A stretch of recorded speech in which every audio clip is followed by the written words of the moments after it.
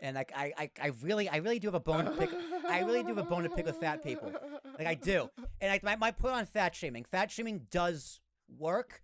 It just has to be the right person, right? Like Well, if it's your best friend, right? I have a perfect example. And you of this fat too. shame someone, like we went here with my cousin Michael, right? And he lost a shit ton of weight. Yeah, he's a little overweight, but I wouldn't. He's not like a fat guy compared to what he was. He's not like compared to what he was. He lost a lot of weight, and right. when he was big, I remember I fat shamed him a little bit because I love him and I want him to be better. And every time I see him now, I make sure to tell him how great he looks. Right. It works both ways. Keep him going. Keep him going. Exactly. Keep him going. It's like if I'm fat shaming you, it's because I want you to be better. I want you to be healthier. I want you to live longer. I want you in my life longer. But you gotta know your audience, right?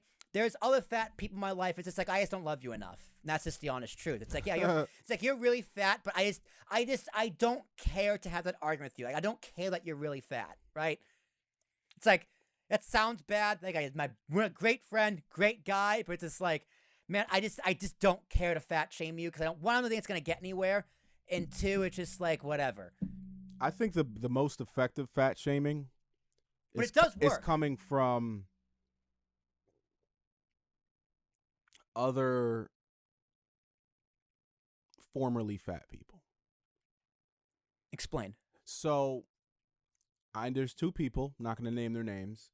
One of them was large, big, huge, even. And their family. The second person is family with the huge person. Mm-hmm. Now, the second one, she got pretty big too. Not huge, but pretty big. But the first one, the huge one, so messed up. I'm calling them huge and like slightly. But anyway, lost tons of weight, like 100 pounds. And like 10, 12, 15 years older than the other, and is looking at the one who's just starting to get big, and it's like, yo, fat shaming a little bit, get it together. But the message isn't the same coming from a skinny person calling somebody fat. It's from a person who was fat. Yeah, and it still is a little. It still is a little bit overweight, but is on that journey and is further along. Yeah. So I think the message. This is like the other question I think last week. What's more important, the message or the messenger? Yeah, the messenger. In that case, definitely the messenger. Definitely the messenger, for sure. Yeah. And I think this country has a big problem with weight and health in general, right? Because now it's just like I understand the idea and the sentiment behind body positivity. It's ironic. It's all ironic. Really is ironic. The way that unhealthy, not in recent times, but the way that unhealthy eating is so embedded in the quote unquote American culture, but what's also equally embedded in the culture is perpetuating the perfect body images in the media. It's like, it's very ironic.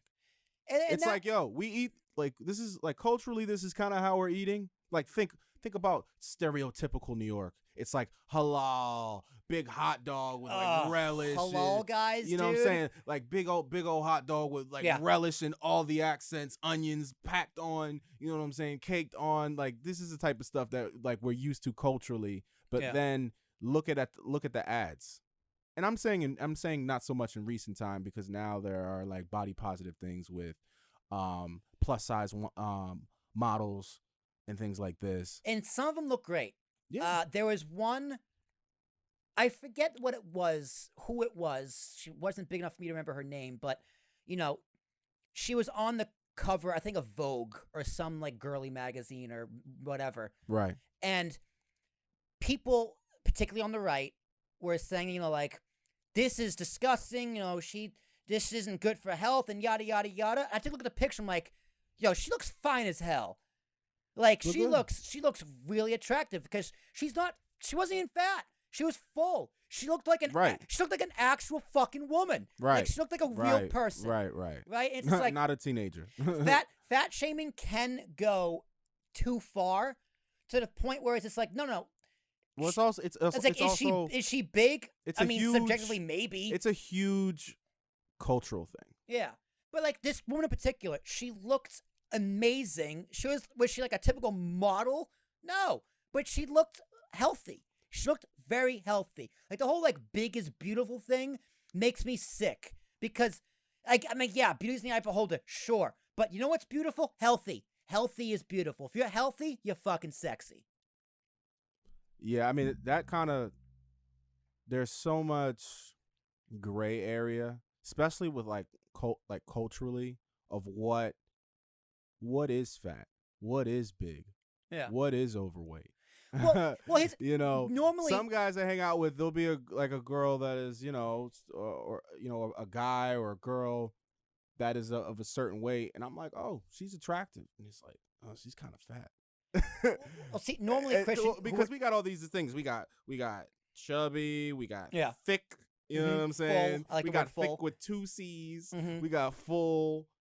We got like I guess obese. I don't know, but there's a lot of gray area. Yeah, it's a spectrum. And that's what it comes sure. down to, like the subjectiveness of it all. Of like, oh, you think that's normal. I think that's kind of, or you know, you think that's normal. I think that's kind of fat. Or I think that's normal. That's kind of skinny. Well, but it all depends on who you talk.